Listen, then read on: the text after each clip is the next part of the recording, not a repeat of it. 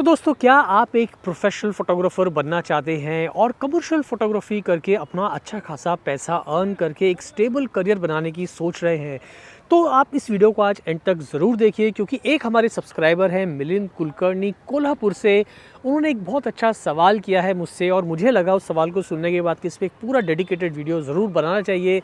उन्होंने कहा है कि सर, अगर आज 2024 में आपको फ़ोटोग्राफ़ी करियर या कमर्शियल फ़ोटोग्राफ़ी करियर आपको ज़ीरो से स्टार्ट करना हो, तो आप क्या स्टेप्स लोगे या आपकी क्या स्ट्रैटेजी रहेगी? इसके ऊपर हमें थोड़ा सा वीडियो बनाइए, क्योंकि आप इतने सालों से आपको एक्सपीरियंस है। तो अगर आज आपको ज़ीरो से शुरुआत करनी पड़ेगी, तो फिर आप कैसे अपने करियर को आगे लेके जाएंगे 2024 में? तो मुझे बिगनर फोटोग्राफर्स के पर्सपेक्टिव के हिसाब से ये क्वेश्चन काफ़ी अच्छा लगा। तो आज मैं अपने एक्सपीरियंस से जो भी मैंने गलतियाँ की हैं या जो भी मैंने सीखा है, और अगर आज मैं ज़ीरो से स्टार्ट करूँगा तो मैं कैसे करूँगा सारी चीज़ें, वो आज मैं सब आपके साथ शेयर करने वाला हूँ। तो ये वीडियो उन लोगों के लिए बहुत ही उपयोगी वीडियो होने वाला है जो एक फुल टाइम करियर देखना चाह रहे हैं और फोटोग्राफी से एक स्टेबल इनकम जो है वो जनरेट करने की सोच रहे हैं। तो इस वीडियो को जो है आप एंड तक ज़रूर देखिए। तो जो मेरी स्ट्रेटेजी रहेगी वो रहेगी फोकस ऑन वन नीश। अब देखिए, फोकस ऑन वन नीश से मेरा क्या मतलब है? देखिए, फोटोग्राफी में बहुत सारी स्ट्रीम्स होती हैं, अलग अलग तरह की फोटोग्राफी लोग करते हैं, चाहे वेडिंग हो, फैशन हो, पोर्ट्रेट हो, ई कॉमर्स है, वाइल्ड लाइफ है, स्पोर्ट्स फोटोग्राफी वगैरह वगैरह। लेकिन जब अगर आपको पैसा बनाना है, सीरियस पैसा बनाना है, तो करियर के शुरुआत के अंदर आप सिर्फ एक ही स्ट्रीम पे फोकस करिए। फॉर एग्जांपल, अगर आपको सिर्फ स्पोर्ट्स फोटोग्राफी करनी है तो आप उसमें स्पेशलाइज करिए, उसको आप डीप में जाइए, उसको अच्छे से सीखिए, उसके सारे इन्स एंड आउट्स आप अच्छे से सीखिए। क्योंकि क्या होता है कि कोई भी जब हायरिंग करता है किसी फोटोग्राफर की, तो वहाँ वो देखता है स्पेशलाइजेशन किस फोटोग्राफर का कितना है। फॉर एग्जांपल, अगर मैं एक क्लाइंट हूँ और मुझे अगर स्पोर्ट्स फोटोग्राफर ढूंढना है, या मुझे एक फैशन फोटोग्राफर ढूंढना है, या मुझे ई कॉमर्स फोटोग्राफर ढूंढना है, या वाइल्ड लाइफ फोटोग्राफर ढूंढना है, तो मैं गूगल पे भी सर्च डालूंगा। तो मैं टाइप करूँगा, I am looking for a professional fashion photographer या professional sports photographer, because I am looking for such products, फलाना ढिमका, जो भी मेरी रिक्वायरमेंट होगी। तो जो गूगल पे लिस्टिंग आती है वो उसी हिसाब से आती है जो उस फोटोग्राफी के अंदर जो है स्पेशलाइज है। तो आप इस बात का ध्यान रखिए। या अगर आप गूगल पे भी नहीं ढूंढ रहे हैं, आप कहीं रेफरेंस पे ढूंढ रहे हैं, किसी से बात कर रहे हैं एज अ क्लाइंट, तो आप हमेशा बातचीत में ऐसे बोलेंगे, यार मेरे को एक अच्छा स्पोर्ट्स फोटोग्राफर चाहिए, मुझे एक अच्छा वेडिंग फोटोग्राफर चाहिए, मुझे एक अच्छा जो है एक पोर्ट्रेट फोटोग्राफर चाहिए। जिस भी तरह का क्लाइंट है अपनी चीज़ें ढूंढ रहा है, तो जब आप एक चीज़ में स्पेशलाइज करते हो तो आपकी हायरिंग बहुत आसान हो जाती है। अगर आप 5-10 स्ट्रीम पे एक साथ काम करोगे तो वहाँ पर आपका स्पेशलाइजेशन होने के लिए काफ़ी सारा वक्त भी लगता है, और ज़रूरी नहीं कि आप हर स्ट्रीम में बहुत ही अच्छे फोटोग्राफर बने। फॉर एग्जांपल, मैं जितनी अच्छी फैशन फोटोग्राफी कर लेता हूं, बट मुझे उतनी ही दिक्कत आती है अगर मैं कई बार वाइल्ड लाइफ फोटोग्राफी करता हूं एक्सपेरिमेंटल तौर पे, या अगर मैं स्पोर्ट्स फोटोग्राफी करने जाऊंगा, तो मेरा जो हाथ है या जो मेरा जो एक्सपीरियंस है उसके लिए इतना एक्सपर्ट नहीं है जितना कि मेरा फैशन फोटोग्राफी या पोर्ट्रेट्स को लेकर है। बिकॉज मैंने सालों इसी के ऊपर फोकस किया, इसी चीज़ पे फोकस किया है। तो वहाँ पे मुझे पता है कि लाइटिंग को कैसे हैंडल करना है, हर तरह की लाइटिंग कंडीशंस में, या क्लाइंट को मुझे उस तरह के क्लाइंट्स को किस तरह से हैंडल करना है, चाहे स्टूडियो फोटोग्राफी हो, चाहे ऑन लोकेशन फोटोग्राफी कर रहा हूँ। तो वहाँ पे जो भी उससे रिलेटेड जितनी भी प्रॉब्लम्स हैं उनका मुझे सब पता है, क्योंकि मैंने सिर्फ उसी नीश के ऊपर जो है सालों साल फोकस किया है। सो अगर मुझे कभी भी इस तरह की हायरिंग के लिए या इस तरह के जब क्लाइंट मुझे ढूंढता है, तो मैं उसे आसानी से कन्विंस भी कर पाता हूँ, और उसे मैं इतना भरोसा जो है वो इतना दिला देता हूँ कि भाई, अगर तुम मुझे हायर करोगे तो तुम्हारी जो सारी प्रॉब्लम्स हैं वो मैं आसानी से सॉल्व कर दूंगा, और आप जो भी पैसा लगा रहे हो उसकी वैल्यू आपको ज़रूर इन रिटर्न मिलेगी। तो आप एक ही नीश पे जो है फोकस करिए। एंड मैं ये नहीं कह रहा कि बाकी की स्ट्रीम्स आपको छोड़ देनी है, लेकिन आप 4 से 5 साल शुरू के आप एक चीज़ के एक्सपर्ट बनिए। उसके बाद थोड़ा थोड़ा टाइम गुजरने के बाद जब वहाँ से आप अच्छी इनकम जनरेट कर रहे हैं, then you try other streams as well. अब बात करते हैं मेरी दूसरी स्ट्रैटेजी की। तो ज़्यादातर फोटोग्राफर्स क्या गलती करते हैं, और मैंने भी की है, जब मैं फोटोग्राफी की शुरुआत कर रहा था तो मैंने बहुत सारा पैसा जो है नया गियर्स खरीदने में डाल दिया। इससे मेरी इन्वेस्टमेंट जो है वो बहुत ज़्यादा बढ़ गई, और उसका जो रिटर्न आने में मुझे काफ़ी टाइम लगा और कुछ लॉसेस भी हुए। तो ये गलती मैंने सबसे बड़ी की। सो अगर आज मैं ज़ीरो से स्टार्ट करूँगा तो आई विल ऑलवेज़ प्रेफर कि मुझे यूज्ड गियर खरीदने हैं। अब इसके दो बहुत बड़े एडवांटेज होते हैं। यूज्ड गियर के अंदर मैं वो सारे महंगे कैमरास और महंगे लेंसेज जो है वो आसानी से खरीद पाऊँगा कम पैसों के अंदर, जहाँ पे मुझे अगर मैं नया खरीदूंगा तो मेरी इन्वेस्टमेंट करीब 3 से 4 गुना ज़्यादा होगी। फॉर एग्जांपल अगर मुझे एक अच्छा हाई एंड कैमरा खरीदना है तो आज 1 से 1.5 लाख रुपए के बीच में मुझे best to best high end camera जो है आसानी से मार्केट में मिल जाएगा। सेकेंड हैंड कैमरा जिसे मैं अपनी फ़ोटोग्राफी के अंदर मेरा एक एडवांटेज मिलेगा। चाहे मैं जिस भी तरह की फ़ोटोग्राफी करता हूँ तो एक आप ये पकड़ के चलिए, use camera is very very good option. But used camera को ख़रीदने से पहले कुछ बातों का ध्यान रखना। उसमें मैंने एक वीडियो बनाया है, उस वीडियो का पूरा देख लेना। उसमें 7 चेक्स मैंने बताए थे अगर आप यूज़ कैमरा खरीदें तो क्या क्या ध्यान रखना है। सेकंड चीज़ जो है वो मैं लूँगा use lenses. Again use lenses मुझे बहुत कम दामों में मिल जाएंगे। अब यहाँ मैं आपको एक चीज़ बता दूँ दोस्तों, देखिए आप इस बात का ध्यान रखिए, आप कोई भी स्ट्रीम या कोई भी निश में आप एक्सपर्टाइज अपनी जो है अपनी एक्सपर्टीज़ कर रहे हैं, वहाँ पर आप इस बात को ध्यान रखना है कि जो पिक्चर है वो आपकी लेंस बनाता है, ना कि कैमरा। सो अगर आप एक कैमरा एक एवरेज भी लेंगे, मैं कह रहा हूँ बहुत हाई एंड भी ना लेके आप एक ठीक ठाक सा कैमरा बॉडी ले लेंगे तो भी कोई नुकसान नहीं है, उसमें भी बहुत सारा पैसा बचेगा। बट जो लेंसेज हैं उसमें आपको अच्छा पैसा इन्वेस्ट करना है। सेकेंड हैंड लेंगे बहुत ही अच्छा है, सेकेंड हैंड में आपको कम पैसे में you will get best to best lenses. और अगर आपके पास में शार्प लेंसेज होंगे तो आप कुछ इस तरह की पिक्चर्स जो है आप आसानी से अचीव कर पाएंगे, जो मैंने देखिए आपको स्क्रीन पे दिखाई दे रहे हैं। ये सारा कमाल जो है दोस्तों वो लेंस का है और उसमें बहुत कम क्रेडिट मैं कैमरा को देना चाहूँगा। बट लेंस जो है, ऑप्टिक्स जो हैं वो पिक्चर्स बनाते हैं। So best lenses must have है, आपके पास में होने चाहिए। अब कई लोग क्या गड़बड़ करते हैं कि फोटोग्राफी की शुरुआत करते हैं, कमर्शियली काम करना शुरू करते हैं, but they are shooting on kit lenses and they are having very good body, नया मॉडल है, सब कुछ है, बट आगे लगाया हुआ है किट लेंस। तो भाई ये तो वैसा हो जाता है जैसे मैंने कई बार अपने वीडियो में बोला है कि आपने मर्सिडीज़ खरीद के जो है टायर फिएट वाले लगा दिए हैं, तो ये वैसे ही कुछ केस है। लेकिन याद हमेशा रखिए कि लेंस जो है वो आपकी फ़ोटोज़ की क्वालिटी को एनहांस करता है, वो आपकी इमेज को शार्प बनाता है, डिटेल के साथ आपको जो इमेजेस मिलती हैं।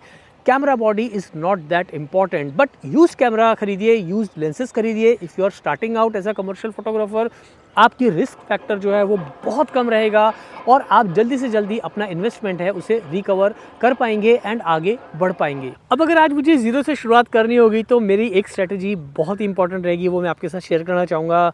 Have a great website and social media presence, क्योंकि 2024 में सारा मार्केटिंग का गेम जो है वो सोशल मीडिया पे ही है, जिससे आप बहुत कम टाइम के अंदर ज़्यादा से ज़्यादा लोगों तक पहुंच सकते हैं। अब होता ही है कि बहुत सारे लोग अपनी वेबसाइट बना लेते हैं but they don't know how to run that website. Social media पे अकाउंट खोल लेते हैं but they don't know how to run social media accounts. तो यहाँ पर मैं आपको छोटी सी 2 टिप देना चाहूँगा। देखिए वेबसाइट जो है वो आप ऐसी बनाइए जहाँ पर पिक्चर्स आपकी फ्रैक्शन ऑफ सेकंड्स में खुल जाएं। आप मेरी वेबसाइट स्क्रीन पे देख पा रहे हैं, आपको सिर्फ टाइप करना है www.manishsaxena.com and you will see fraction of second में मेरी वेबसाइट पूरी खुल जाएगी। अब वेबसाइट का जो लुक है वो बहुत खूबसूरत होना चाहिए, काफ़ी एंगेजिंग होना चाहिए और आपका जो बेस्ट वर्क है वो आपका वेबसाइट पे होना चाहिए।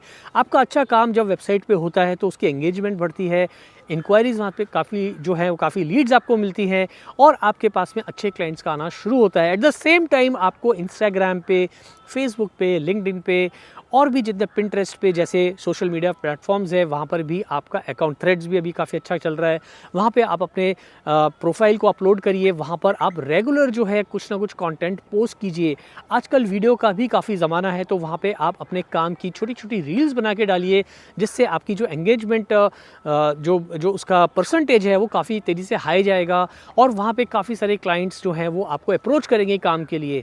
सो यहाँ पर आपको कुछ चीज़ों का समझना ज़रूरी है। अगर आप वेबसाइट बना रहे हैं तो आपको ये समझना ज़रूरी है कि गूगल के ऊपर जो है एड्स कैसे रन किए जाते हैं, सर्च इंजन ऑप्टिमाइजेशन एसईओ जो है वो किस तरह से किया जाता है, इसी तरह से हैशटैग्स जो हैं वो किस तरह से जनरेट होने चाहिए, या फिर अगर आप इंस्टाग्राम पे हैं तो वहाँ पर रील्स को किस तरह से आपको बना के अपने काम को मार्केट करना है। ये सारी चीज़ें जब आप करेंगे तो और रोज़ करेंगे, यानी कि आप जब रोज़ 100 लोगों को अप्रोच करेंगे तब जाके आपके पास में 10 इंक्वायरी जो है वो जनरेट होती है और उस 10 इंक्वायरी में से आपको 1 या 2 क्लाइंट का कन्वर्जन होता है। तो यहाँ पर आपको समझना ज़रूरी है कि आपको एक अच्छा खासा टाइम सोशल मीडिया के ऊपर भी स्पेंड करना पड़ेगा अपने काम को मार्केट करने के लिए।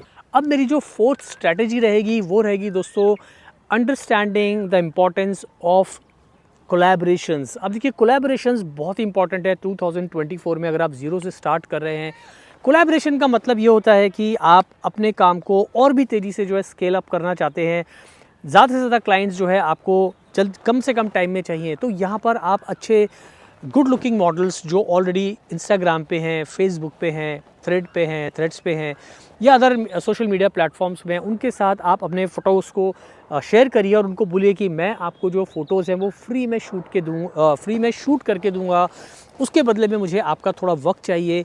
और वहाँ पर आप अच्छे फेसेस को, मेल मॉडल्स, फीमेल मॉडल्स या किड मॉडल्स को जो है आप अच्छे से शूट करिए, अपने प्रोफाइल को बिल्ड करिए। इससे क्या होगा कि अगर उनके 3-4-5 हज़ार भी फॉलोअर्स हैं सोशल मीडिया पे, तो वो आपके नाम को जो है वो टैग करेंगे, उससे आपका काम आगे बढ़ेगा। एट द सेम टाइम आप भी जब उनको टैग करेंगे तो आपको ना केवल अच्छे मॉडल्स मिल रहे हैं, बल्कि आपका काम जो है उन नए नए कोलैबोरेशंस के थ्रू ज़्यादा से ज़्यादा लोगों के पास में जो है कम से कम टाइम में फैलने लगेगा। और फिर आप देखेंगे कि अगर आपका काम अच्छा है, आपके स्किल्स अच्छे हैं, तो आपके पास काफ़ी इंक्वायरीज़ आनी शुरू होती हैं, और जब इंक्वायरीज़ आती हैं तो उसको आप अपने बिजनेस डील में आसानी से कन्वर्ट कर पाएंगे। So never underestimate the importance of collaborations in 2024 are very very important for any photographer who's looking for commercial success in fashion photography business। Fifth मेरी स्ट्रेटेजी रहेगी, अगर मैं जीरो से शुरुआत कर रहा हूँ, और ये बहुत बड़ी गलतियाँ जो है अक्सर ऑलमोस्ट मैंने देखा है सारे फोटोग्राफर्स करते हैं, तो यहाँ पर आपको ध्यान देना है, hire professional editors for your commercial work.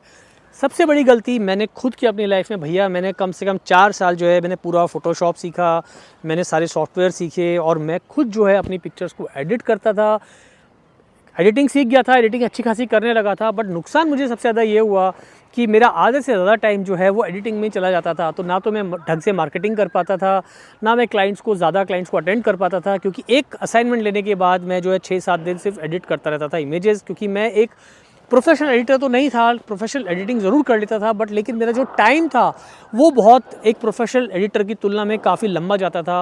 मुझे 20 पिक्चर एडिट करने के लिए कई बार 5 से 6 दिन लगते थे, जब मुझे पोर्टफोलियोज पिक्चर्स क्लाइंट को देने होते थे। तो बाद में मैंने रियलाइज़ किया कि यार ये सब चीज़ें जो है बहुत ही ख़राब प्रैक्टिस है, इससे मैं ना केवल अपने बिज़नेस का नुकसान कर रहा हूँ, बल्कि मेरी समय की बहुत बर्बादी हो रही है। तो मैंने क्या स्ट्रेटजी की कि मैं अपनी रॉ इमेजेस को, जो भी मैं क्लाइंट का फ़ोटो शूट करता था, उससे जब ट्रांसफ़र करता था तो अपने हाथों से उसे प्रोसेस करता था, ताकि कमांड मेरा इमेज पे रहे।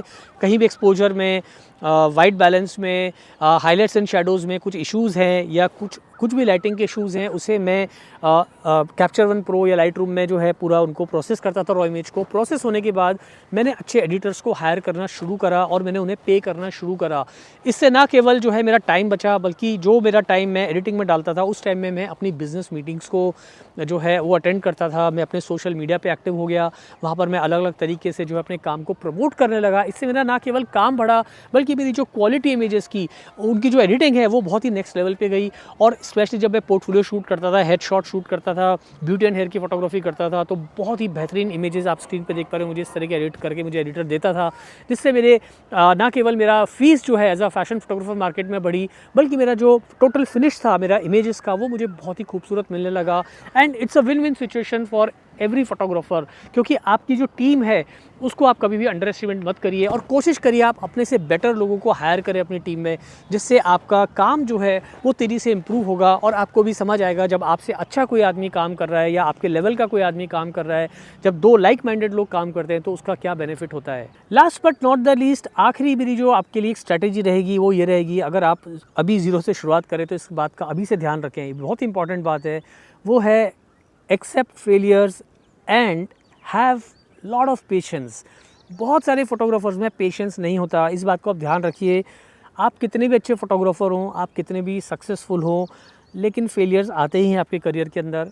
बुरा वक्त आता है आपके करियर में, कई बार असाइनमेंट्स बिल्कुल नहीं होते हैं, आपकी सारी कोशिशों करने के बाद भी जो है असाइनमेंट्स आपके पास में कई बार नहीं आते हैं। 2 से 3 से 4 महीने कई बार एक फ़ोटोग्राफ़र को खाली बैठना पड़ता है, मैं भी बैठा हूँ, मैंने भी वो वक्त देखा है। तो वो एक नॉर्मल चीज़ है, उससे आप घबराएं नहीं।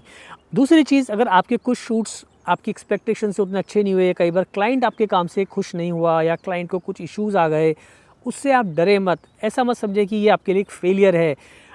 जब आप काम करते हो फील्ड पे, तो आपको हर तरह का एक्सपीरियंस होता है, आप हर तरह के डिफरेंट क्लाइंट को डील करते हो। कई बार आपकी गलती नहीं होती, कई बार क्लाइंट आप पे हावी हो जाता है, कई बार आपकी गलती होती है और क्लाइंट सही होता है। दोनों चीज़ों को ही आप जो है एक्सेप्ट करें। It is part of the business, it is part of your career. So बहुत न्यूट्रल रहने की कोशिश करें। बुरा वक्त जल्दी से बीत जाता है, कोशिशें करना नहीं छोड़ना है। पेशेंस रखेंगे तो आगे बढ़ेंगे। ध्यान रखिए कोई भी चीज़ ओवरनाइट नहीं होती है। कितने भी आप अच्छे होगे, हर चीज़ जो है वो अपना वक्त लेती है आपकी मंजिल तक आपको पहुंचाने के लिए। तो आप पेशेंस के साथ काम करिए, अपना एटीट्यूड जो है वो थोड़ा हम्बल रखिए, लर्न करने की कोशिश करिए। किसी भी चीज़ के ऊपर आपको एरोगेंट नहीं होना है, किसी भी चीज़ को लेके आपको जो है आउट ऑफ कंट्रोल नहीं होना है। और आप जितना आपका लर्निंग एटीट्यूड रहेगा, जितना आप सीखने की कोशिश करेंगे, नई नई फ़ोटोग्राफी टेक्निक्स, नए नए फ़ोटोग्राफी स्किल्स, और उसे अपने फ़ोटोशूट में अप्लाई करेंगे, उतना ही आपका जो नॉलेज है, आपका जो कमांड है फ़ोटोग्राफी पे, वो बढ़ता जाएगा। सो आप ध्यान रखिए कि फेलियर से घबराना नहीं है। पेशेंस जो है वो बहुत इम्पॉर्टेंट की है। पेशेंस बहुत बड़ी चीज़ होती है, तो पेशेंस रखेंगे तो आप ज़रूर कामयाब होंगे। कई फ़ोटोग्राफ़र्स को मैं देखता हूँ कि 2-3 साल काम किया, फिर वो बोलते हैं कि सर मार्केट ख़राब है, फिर वो बोलते हैं सर क्लाइंट ठीक नहीं है, कोई बोलता है ये शिकायत है, कई बोलते हैं क्लाइंट पैसा नहीं दे रहा। तो भाई ये सब चीज़ें होंगी, आप ये देखिए कि आप कहाँ गलत हो रहे हैं। लेकिन एट द सेम टाइम काफ़ी सारे फ़ोटोग्राफ़र्स हैं जो बहुत सारा काम कर रहे हैं, वो तो ये सब शिकायतें नहीं करते, उनके साथ भी ये सब होता है। बहुत सारे फ़ोटोग्राफ़र्स अच्छी फ़ीस भी चार्ज कर रहे हैं, बहुत सारा ट्रैवल कर रहे हैं, बहुत बड़े बड़े क्लाइंट्स को हैंडल कर रहे हैं, काम बहुत एक नेक्स्ट लेवल का कर रहे हैं। तो वो भी आप ही की तरह इंसान है। तो आप ये समझने की कोशिश करिए कि वो क्या सही कर रहे हैं जो आप सही नहीं कर रहे, और उसे सच्चे मन से स्वीकार करके जो है आप आगे बढ़िए। देखिए, जब तक हम अपनी गलतियों को नहीं स्वीकारेंगे, तब तक हम आगे नहीं बढ़ सकते। सो इस बात को ध्यान रखिए। पेशेंस, परसिवियरेंस, फेलियर्स को एक्सेप्ट करना भी एक बहुत बड़ी क्वालिटी होती है, और ये क्वालिटी अगर आप में है तो आपको कोई भी रोक नहीं सकता। तो ये जो मैंने 6-7 टिप्स आपको आज बताई हैं, अगर आप ज़ीरो से शुरुआत करते हो तो गार्ड बांध लें, इनके साथ आप शुरुआत करिए। एंड मैं आपको बोल रहा हूँ, आप 1-1.5 साल में आप देखिए आप कहाँ पहुँचते हैं। और इस तरह की जर्नी से कोई भी गुजरा हो, किसी ने इस सारे फॉलो किया ऑलरेडी इन सारी टिप्स को, तो अपने अपने एक्सपीरियंस ज़रूर आप नीचे कमेंट करके शेयर करिए। आज के लिए इतना ही, जल्दी मिलते हैं फिर नई वीडियो के साथ। Thanks for watching.